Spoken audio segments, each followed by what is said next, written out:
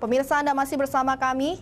Kejaksaan Negeri Oku berhasil menyelamatkan uang negara mencapai hampir 2 miliar. Uang tersebut diselamatkan dari tindak kejahatan korupsi yang terjadi di Ogan Komering Ulu.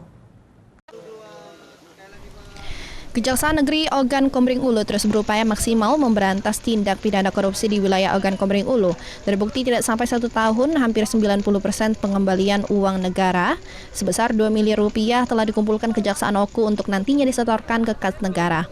Hal ini didapat dari pengungkapan satu kasus tindak pidana korupsi di Dinas Pendapatan Daerah Oku yang saat ini kasusnya masih terus dikembangkan dengan telah ditetapkan 2 tersangka.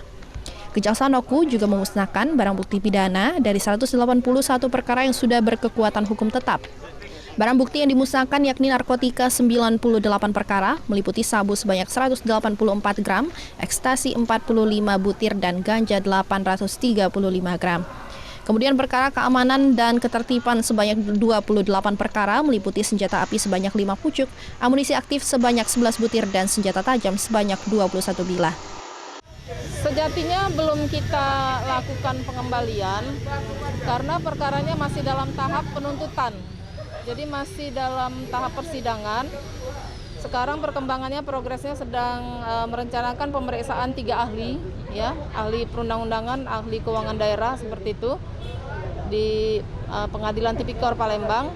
Namun dari dugaan tindak pidana tersebut kita telah berhasil menagih hampir 2 miliar, Pak. Hampir 2. Kejaksaan Oku berjanji akan terus berupaya melakukan pemberantasan korupsi di wilayah Bumi Sebimbing Sekundang. Dari Ogan Komering Ulu, Widori Agustino, iNews melaporkan.